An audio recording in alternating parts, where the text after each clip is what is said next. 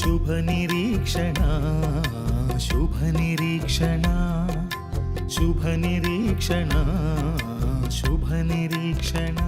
ప్రభువైన క్రీస్తు నామములో అందరికీ నా హృదయపూర్వక వందనాలు తెలియచేస్తూ ఉన్నాను.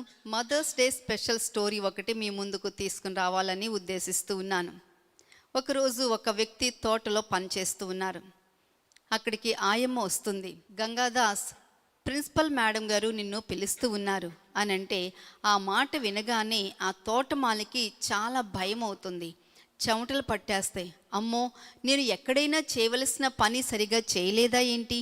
ఎందుకని మేడం గారు ఇప్పుడు నన్ను పిలుస్తూ ఉన్నారు? ఇంతవరకు నేను పనిలో జాయిన్ అయిన ఇన్ని సంవత్సరాల్లో ఏనాడు మేడం నన్ను ఆఫీస్కి పిలవలేదే అని భయపడుతూ చేతులు కడుక్కొని చెమటలు పట్టేసి అలా వణుకుతూ ఆఫీస్ రూమ్ దగ్గరికి వెళ్ళి నిలబడితే లోపలికి రా అని చెప్పేసి తన గంభీరమైన స్వరముతో ప్రిన్సిపల్ మ్యామ్ పిలుస్తారు. లోపలికి వెళ్ళి నిలబడిన తర్వాత అక్కడ ఉన్న అసిస్టెంట్ని అడుగుతారు, ఆ లెటర్ ఇటు తీసుకునిరా అని చెప్పి. అన్న తర్వాత ఇదిగో ఈ లెటర్ ఒకసారి నువ్వు చదవాలని పిలిచాను అంటే అప్పుడు వణికే స్వరంతో అంటారు కదా, అమ్మా ఇంతవరకు నేను ఏమీ చదువుకోలేదు, నాకు చదవటం అస్సలు రాదు, నేను ఎలా చదవగలను అని అంటే అక్కడ ఉన్న మరొక టీచర్ని పిలిపించి ఆ లెటర్ చదవమంటారు. ఆ లెటర్ చదవమనేటప్పుడు ఒక మాట చెప్తారు, నువ్వు నీ కుమార్తె కొరకే కదా ఈ ఉద్యోగంలో జాయిన్ అయ్యావు, ఇదిగో నీ కుమార్తె ఒక లెటర్ రాసింది, అది ఇప్పుడు నువ్వు చదువుతూ ఉండగా వినాలి అని చెప్పి ఆ మాటలు అక్కడ చదివి వినిపించడం అనేది జరుగుతుంది. సో ఆ లెటర్ని ఇప్పుడు నేను కూడా ఇక్కడ మీకు చదివి వినిపిస్తాను. ఎందుకంటే ఒక లిటిల్ గర్ల్ అనమాట, మాతృ దినోత్సవ సందర్భముగా, మదర్స్ డే సందర్భముగా ఒక లెటర్ రాయమని చెప్పేసి ఒక వ్యాసము రాయమని టీచర్ గారు చెప్పినప్పుడు ఈ యొక్క యంగ్ గర్ల్ కూడా చక్కగా ఈ విధంగా లెటర్ రాస్తుంది. ఆ లెటర్ ఈ విధంగా ఉందండి. నేను ఒక పల్లెటూరులో పుట్టాను. అక్కడ ఇప్పటికీ విద్య అనేవి రెండూ కూడా కష్టంగానే ఉన్నాయి. ఆడవాళ్లకు మళ్ళీ పుట్టడమే మా పల్లెటూళ్ళల్లో చాలా కష్టం. పిల్లలను కనలేక పురిటిలోనే చనిపోయే తల్లులు ఎక్కువ మా ఊరిలో. అలాగే మా అమ్మ కూడా నన్ను కన్ను మూసింది. నన్ను తన చేతుల్లోకి తీసుకోకుండానే, తన దగ్గర పాలు తాగకుండానే పురిటిలోనే చనిపోయింది. అప్పుడు నన్ను తన చేతుల్లోనికి తీసుకున్నది అప్పటికి ఇప్పటికీ మా నాన్న ఒక్కడే. తల్లిని చంపి పుట్టాను అన్నారు చాలామంది, శనిగొట్టు దానిని అన్నారు మరికొంతమంది.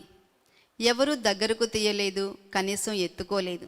చాలామంది మా నాన్నను నువ్వు మరలా పెళ్లి చేసుకో అన్నారు. అమ్మమ్మ, నానమ్మ, తాతలు అందరూ బలవంతం చేశారు. కొడుకును కనమని ఎందరు ఎన్ని రకాలుగా చెప్పినా మా నాన్న వారి మాట వినిపించుకోలేదు. చాలామంది మా గ్రామములో మా నాన్నగారిని బలవంతం చేశారు. వారి మాటలు తట్టుకోలేక ఉన్న ఇంటిని, ఊరిని, తన వారందరినీ కూడా వదిలి నన్ను ఎత్తుకొని నా కోసం మా నాన్నగారు పట్టణానికి వచ్చారు. నా జీవిత ఔన్నత్యం కోసం, నేను బాగా చదువుకుని పైకి రావాలని తన సౌకర్యాలన్నీ కూడా వదిలి ఒట్టి చేతులతో నా మీద ప్రేమతో నన్ను పెంచాలి అనే తపనతో ఆయన పట్టణానికి రావటం జరిగింది. చిన్నప్పుడు నా కోసం ఎన్నెన్ని కష్టాలు పడి ఉంటాడో ఇప్పుడు తలుచుకుంటూ ఉంటే అనిపిస్తూ ఉంది. మేము భోజనానికి కూర్చున్నప్పుడు ఒక్క రొట్టె ఉంటే మా నాన్న అనేవారు, నాకు ఆకలి లేదు, నాకు రొట్టె అంటే అస్సలు ఇష్టం ఉండదు. అప్పుడు నా ఆకలి తీరితే చాలు అనే కోరిక మా నాన్నగారి కళ్ళల్లో కనపడేది. అయితే ఇప్పుడు నాకు తెలుస్తుంది, అది కేవలం నా ఆకలి తీర్చడానికే మా నాన్నగారు తన ఆకలిని చంపుకున్నారు అని. తన శక్తికి మించి నాకు ఎన్నో సదుపాయాలు మా నాన్న కల్పించారు. నన్ను ఈ స్కూల్లో చదివించడం కోసమే మా నాన్న ఇక్కడ తోటమాలిగా జాయిన్ అయ్యారు. ప్రేమ, ఆప్యాయత అనేవి అమ్మకు మారుపేర్లు. అయితే అవి నేను పొందుతున్నది మా నాన్న దగ్గర నుండి. సానుభూతి అనేది అమ్మకు నిర్వచనం. అయితే మా నాన్నగారే నాకు అమ్మ. అమ్మకు ప్రతిరూపం త్యాగం. అయితే మా నాన్న త్యాగం ముందు అది చాలా తక్కువ. ప్రేమ, ఆప్యాయత, త్యాగం, సానుభూతి ఇలాంటి పదాలకు నిర్వచనం అమ్మ అయితే మా నాన్న అంతకన్నా నాకు ఎక్కువ. మా నాన్న ప్రపంచములోని అందరి అమ్మల కన్నా గొప్ప అమ్మ. ఈ మాతృదినోత్సవం సందర్భముగా నేను నా తండ్రికి ఈ ప్రపంచములోని తల్లిదండ్రులు అందరికన్నా గొప్పవాడిగా సెల్యూట్ చేస్తున్నాను. ఇంకా ఈ స్కూల్లో ఉన్న తోటమాలి నా తండ్రి అని గర్వంగా నేను చెప్పుకుంటాను. ఈ వ్యాసరచనలో నేను ఫెయిల్ అవ్వచ్చు, నా టీచర్కి ఇది నచ్చకపోవచ్చు, కానీ నిస్వార్థ ప్రేమకు ప్రతిరూపమైన నా తండ్రికి ఇది నేను అర్పించే కృతజ్ఞత కానుక అని చెప్పి ఆ చిన్నారి ఆ లెటర్లో పేర్కొంటూ వచ్చింది. ఇటువంటి తల్లి లాంటి తండ్రులు ఎంతమంది ఉన్నారో కదా కుటుంబాల్లో మనం చూస్తూ ఉన్నాం.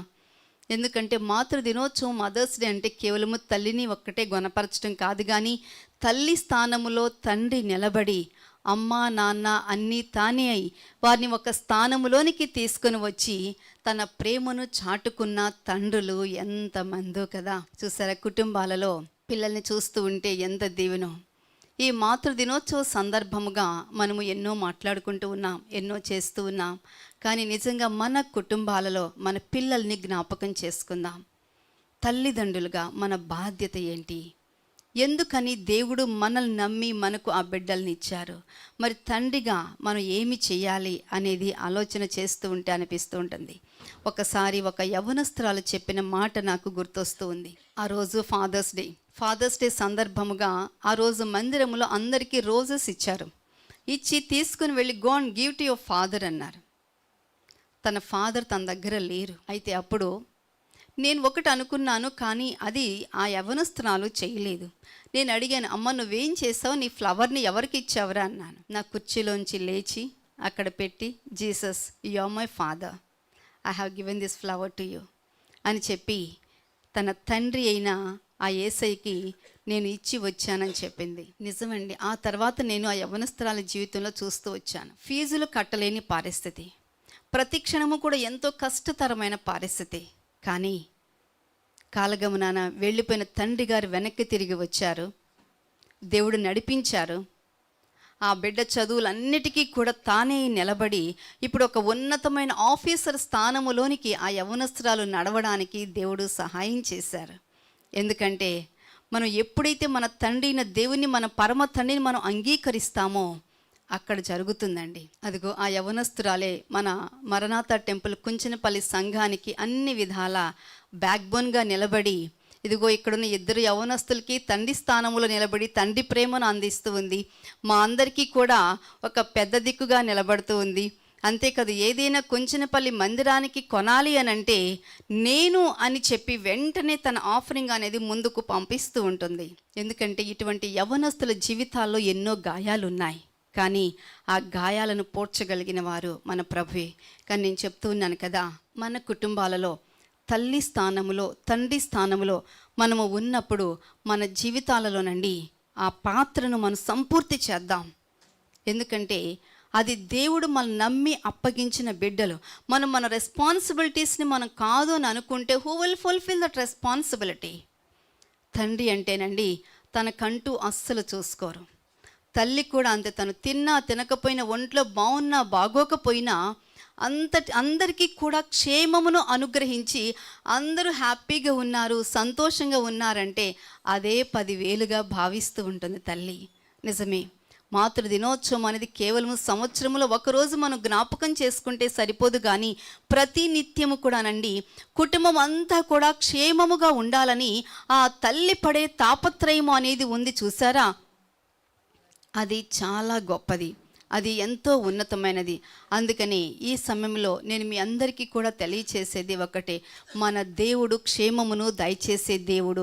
ఆ క్షేమమును అనుగ్రహించడానికి మన కుటుంబాలలో తల్లులుగా మనల్ని పెట్టి మన బిడ్డలందరూ, ఇంటి యజమాని, ప్రతి ఒక్కరూ కూడా క్షేమముగా ఉండాలని మన ముందుకు నడిపించే దేవుడు మన దేవుడు. అంత గొప్ప దేవుణ్ణి మనం కలిగి జీవించడానికి ఎంతగానో దేవుడు మనకి కృప చూపించి నడిపిస్తూ ఉన్నారు. అందుకని క్షేమము కలుగచేసే ఆ దేవుని హస్తాలకు మనం సమర్పించుకున్నట్లయితే ఆ దేవుడు ఏం చేస్తారో కూడా మనము తెలుసుకుందాం. అందుకని లేవీ కాండము 26వ అధ్యాయము 6వ వచనం చదువుకుందాం. లేవీ కాండము 26వ అధ్యాయము 6వ వచనం. ఆ దేశములో నేను మీకు క్షేమము కలుగచేసేదను, మీరు పండుకొనున్నప్పుడు ఎవడునూ మిమ్మును భయపెట్టడు. ఆ దేశములో దుష్ట మృగములు లేకుండా చేసేదను, మీ దేశములోనికి ఖడ్గము రాదు. ఇక్కడ దేవుడు తన ప్రజలైన వారికి ఇస్తూ ఉన్న ఆశీర్వాదం. ఏదైతే మన దేవుడు వాగ్దానం చేశారో ఆ వాగ్దాన దేశంలోనికి మనం నడిపించేటప్పుడు అంటండి అక్కడ క్షేమమును కలుగ చేస్తాను అంటూ ఉన్నారు. మనది కాని దేశంలో మనం నివాసం ఉన్నప్పుడు కూడానండి అక్కడ పడుకున్నా కూర్చున్నా పని చేస్తూ ఉన్నప్పటికీ కూడా ఎవ్వరు కూడా మిమ్మును భయపెట్టరు. ఎందుకంటే నేనే ఆ దేశంలో దుష్ట మృగములు లేకుండా చేసేవాడను, అంతేకాదు మీ దేశంలోనికి ఖడ్గము రాకుండా చేసేవాడును నేనే, మీ జీవితాల మీదకు కీడు రాకుండా నడిపించేవాడను కూడా నేనే అని చెప్పి మన దేవుడు తెలియచేస్తూ ఉన్నారు. ఎందుకంటే ఆయన క్షేమము కలగచేసే దేవుడు. కుటుంబంలో తల్లిని తండ్రిని ఏర్పాటు చేసి కుటుంబం అంతటికీ కూడా క్షేమాన్ని అనుగ్రహించే దేవుడు. నాకు రాత్రి ఒక ఫోన్ కాల్ వచ్చింది. మా అబ్బాయి పాలు తాగట్లేదండి ఈరోజు. చాలా ఆడుకుంటూ ఉన్నాడు, బాగానే ఉన్నాడు, కానీ రోజు తాగినంత క్వాంటిటీలో పాలు తాగట్లా. ఇప్పటికి ఆ తల్లికి ఏంటండి బాధ, అమ్మో బిడ్డ పాలు తాగట్లా అంటే బిడ్డ యొక్క క్షేమము ఏమైపోతుందో అని చెప్పి తల్లి యొక్క ఆవేదన. ఆలోచించండి, కుటుంబాలలో అటువంటి తల్లులను దేవుడు పెట్టి ఇదిగో మనందరము కూడా ఇదిగో ఈ సైజులో ఎలా పెరగడానికి కారణమైంది. ఒకప్పుడు ఈవెన్ మన మోచేయంత మన అరచేయంత కూడా లేని పిల్లలు. మొన్న ఒక పాపను చూపిస్తూ ఉన్నారు మా కాలేజీలో ఉన్న రమేష్ సార్. మేడం ఆ పాపని హాస్పిటల్ తీసుకొచ్చినప్పుడు చూస్తే నాకు చాలా భయం వేసిందండి. ప్రీమెచ్యూర్ బేబీ, నా అరచెయ్యంతే ఉందండి, అమ్మో అనుకున్నాను. రెయిన్బో హాస్పిటల్ అడ్మిట్ చేశారు. ఇప్పుడు చూడండి ఆ పాప ఎంత ఉందో, ఎంత అయిందనమాట ఆ పాప అని ఆ పాప ఫోటో చూపిస్తూ ఉన్నారు. చూసారా, క్షేమము కలుగ చేసే దేవుడండి మన దేవుడు. ఒకప్పుడు పరిస్థితి ఏంటండి, అగమ్య గోచరం, అంతా కూడా అరణ్యంలో తిరుగులాడుతూ ఉన్న ప్రయాస ప్రయత్నం ఇవన్నీ కూడా కనపడుతూ ఉన్నాయి.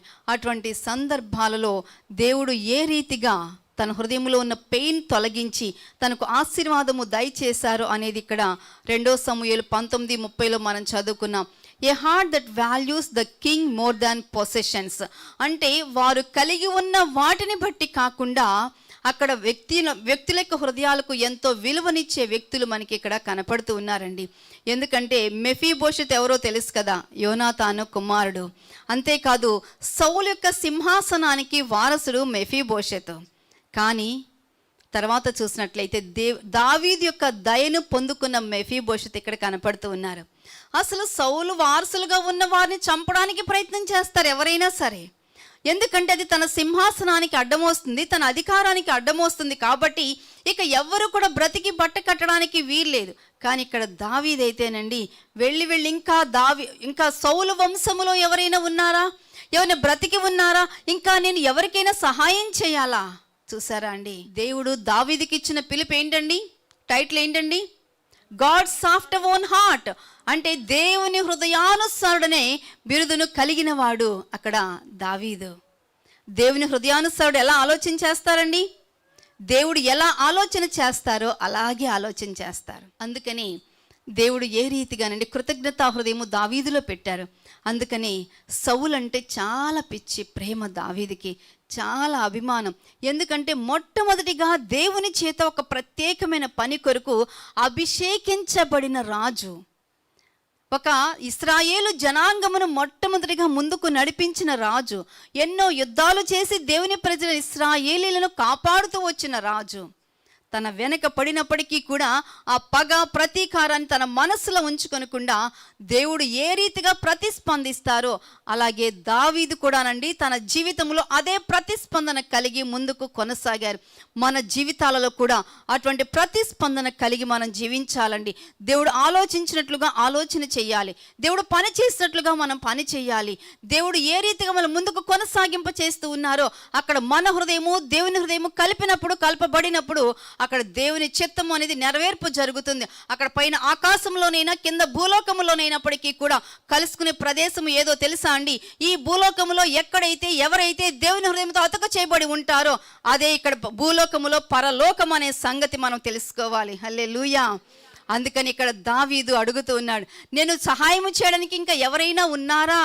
అసలు ఇంక మెఫీబోషెతు చూసినట్లయితే అతను కుంటివాడు అయినప్పటికీ కూడా తన యొక్క కుంటితనాన్ని బట్టి అక్కడ ఎక్కడ కూడానండి దావీదు అక్కడ అసహ్యపడలేదు, లేకపోతే నేను సహాయం చేయను అనుకోలేదు. కానీ మరింతగా దేవుని నామములో అక్కడ మెఫీబోషెతు, బ్రతికినంత కాలము కూడా మెఫీబోషెతు నాతోనే భోజనం చేస్తావు, నాతో పాటే ఉంటావు మెఫీబోషెతు అని చెప్పి గొప్ప ఆశీర్వాదాన్ని దేవుడు అక్కడ దావీదు ద్వారా తర్వాత సౌలు వారసులుగా ఉన్న మెఫీబోషెతుకు అక్కడ అనుగ్రహించడం జరుగుతుంది. ఎందుకంటే సేవకులు కూడా, నమ్మిన సేవకులు కూడా మోసం చేశారండి. నీకు సహాయం చేస్తా అన్నవారు కూడా మోసం చేశారు. అందుకని అతను కుంటివాడైపోయాడు. అయినప్పటికీ కూడా దేవుడు ఎన్నటికీ కూడా మోసం చేసే దేవుడు కాదు, మన అర్ధంతరంగా మధ్యలో విడిచిపెట్టే దేవుడు కాదు. అంతవరకు కూడా మనం కొనసాగింప చేసే దేవుడు మన దేవుడు. క్షేమ స్థితిని మనకు దయచేసే దేవుడు మన దేవుడు. హల్లెలూయా. అంతేకాదు కీర్తనాకారుడు 5వ కీర్తన 1 నుంచి 3 వాక్య భాగాలు మనకి ఇక్కడ తెలియచేస్తున్నారు. యెహోవా నా మాటలు చెవిని పెట్టుము, నా ధ్యానం మీద లక్ష్యముంచుము. నా రాజా, నా దేవా, నా ఆర్తధ్వని ఆలకించుము. నిన్నే ప్రార్థించుచున్నాను. యెహోవా, ఉదయమున నా కంఠస్వరము నీకు వినబడును. ఉదయమున నా ప్రార్థన నీ సన్నిధిని సిద్ధము చేసి కాచియుందును. నీవు దుష్టత్వమును చూచి ఆనందించు దేవుడవు కావు. చెడుతనమునకు నీ యొద్ద చోటు లేదు. చాలండి. ఇక్కడ అంటున్నారు కదా, దావీదు ప్రార్థన మీద ఎలా ఆధారపడతారో, విశ్వాసముతో ఎలా ఆశిస్తూ ఉంటారో, దేవునితో వ్యక్తిగత సంబంధాన్ని ఏ విధంగా కలిగి ఉంటారో అనేది ఈ వాక్య భాగములో తెలియచేస్తూ ఉన్నారు. Here this psalm is showing the intimacy with God and even how he is trusting upon God. తన జీవితంలో దేవునితో అత్యంత సన్నిహిత సంబంధమును అలాగే నమ్మకాన్ని కలిగిన దావీదు మనకి ఇక్కడ కనపడుతూ ఉన్నారు. ఏమంటూ ఉన్నారండి? ఉదయమున నా కంఠస్వరము నీకు వినబడును, ఉదయమున నా ప్రార్థన నీ సన్నిధిని సిద్ధము చేసి కాచియందును. హల్లెలూయా. మరణాత టెంపుల్ కుంచనపల్లి సంఘానికి దేవుడిచ్చిన గొప్ప ఆధిక్యత ఏంటో తెలుసా? ఉదయమున సంఘం అంతా కూడా మన గృహాలలోనే ఉంటూ దేవుని సందులో మన యొక్క స్వరాన్ని దేవునికి వినిపింప చేస్తూ ఉన్నాం. మన హృదయాలు దేవునికి కనపడేటట్లుగా మనం చేసుకుంటూ ఉన్నాం. మనం మాత్రమే కాదండి, ఎంతోమంది, ఎన్నో సంఘాల ప్రజలు, సేవకులు ఈ విధమైన ప్రార్థనలు జరిగిస్తూ దేవుని యొక్క మనస్సును తెలుసుకుని ముందుకు కొనసాగుతూ ఉన్నారండి. అందుకని ఇప్పటికీ కూడా మన దేశానికి క్షేమస్థితి కలుగుతూ ఉందంటే కారణం ఏంటో తెలుసా? ఇటువంటి సంఘాలు చేసే ప్రార్థన, సేవకులు చేసే పరిచర్య ద్వారా ఇప్పటికీ కూడానండి సంఘాలు క్షేమస్థితిని కలిగి ఉంటూ ఉన్నాయి. ఆ సంఘాలు ఎక్కడ ఉన్నాయో ఆ ప్రాంతాలు కూడా అంతే క్షేమస్థితిని కలిగి ఉంటూ ఉన్నాయి. అది గుర్తించిన వారు ఎంతో ధన్యులు.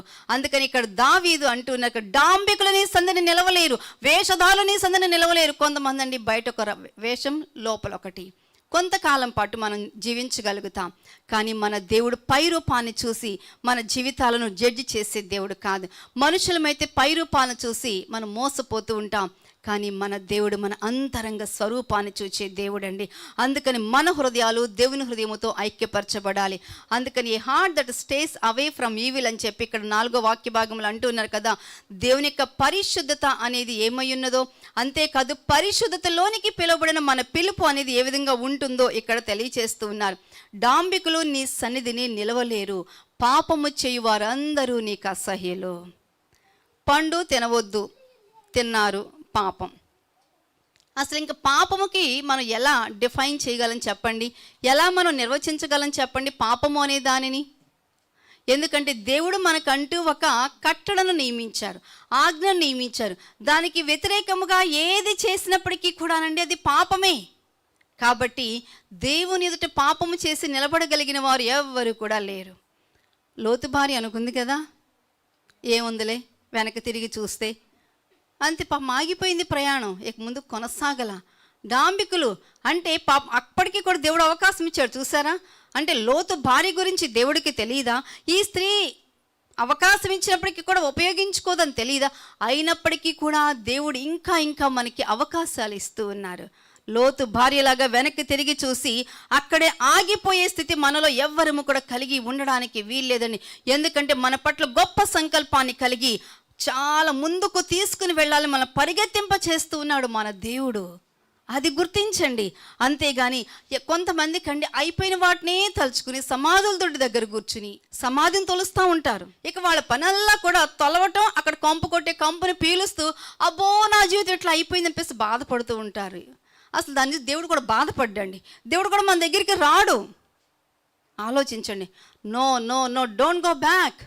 అదే కదా ఇంగ్లీష్లో కూడా ఒక కోరస్ ఉంటుంది, no turning back, no turning back అని పాట పాడుతూ ఉంటాము. మరల వెనక్కి తిరిగి చూస్తూ ఉంటాం. అందుకని నో టర్నింగ్ బ్యాక్. మన జీవితాలలో వెనుతిరిగి చూడవద్దు. అలాని వెనక ఉన్న మర్చిపోమని పౌలు గారు కూడా అంటారు, వెనక ఉన్నవి మరచి ముందున్న వాటి కొరకే వేగిరి పడుతూ పరిగెత్తాలి. గుర్తు చేసుకుందాం, ఆ పాస్ట్ డేస్లో ఆ బ్యాడ్ మెమరీస్ మనకి నేర్పించిన గొప్ప పాఠాలు ఉన్నాయి. వాటిని నేర్చుకొని మన ముందున్న వాటి కొరకు మనం పరుగులు పెడుతూ ఉన్నట్లయితేనండి, అక్కడ there is a great and tremendous blessing ahead of us అండి. మన కొరకు దాచబడిన గొప్ప ఆశీర్వాదం ఉంది. అందుకని మనం ఇంకా ఏమనుకుంటూ ఉన్నామంటే, నాకు ఆశీర్వాదం రాలేదు అనుకున్నాం. కానీ ఒక్కసారి చూసుకుని మనం ఎక్కడున్నా ఆశీర్వాదం రాలేదని అనుకోవడానికి నెక్స్ట్ ద బరియల్ గ్రౌండ్ అనమాట. అందుకని అటువంటి స్థితిలో నుంచి మనం బయటకు వచ్చేద్దాం. ఇక్కడ డాంబికులని సన్నిధిని నిలువలేరు అని చెప్పి ఇక్కడ దేవుడు మాట్లాడుతూ ఉన్నారండి. అందుకని మనం ఎక్కడ కూడానండి దేవుని సన్నిధిలో దేవుని మోసం చేసేవారుగా మనము ఉండడానికి వీల్లేదు. ఏ హార్ట్ అలైన్డ్ విత్ గాడ్. ఇక్కడ దావీదుకి దేవుడు క్షేమము కలుగచేయటానికి గల కారణం ఏంటో తెలుసా? అతని యొక్క హృదయం అనేది దేవుని చుట్టూ గీత గీయబడి ఉందండి, దేవుని చుట్టూ తిరుగుతూ ఉందన్నమాట. అందుకని అక్కడ దేవుడు మరల దావీదుకి ఎంతో క్షేమ స్థితిని అనుగ్రహించారు. ముచ్చటిగా మరొక మూడవదిగా చెప్పుకుందాం, బోల్డ్ ఫెయిత్ ఇన్ క్రైసిస్. అంటే క్షామకరమైన స్థితిలో క్షేమమును కలిగించే ఆలోచన చేసిన మరొక గొప్ప మహిళ మనకి ఇక్కడ కనపడుతూ ఉన్నారు. ఎందుకంటే మరి మహిళా దినోత్సవం గురించి చెప్పుకున్నాం, మరి ఒక్క మహిళ గురించి అని మనం మాట్లాడుకోకపోతే బాగుంటుందంటారా చెప్పండి? అందుకని మనకి ఎస్తేరు 4వ అధ్యాయము 15వ వచనం చదువుకుందాం.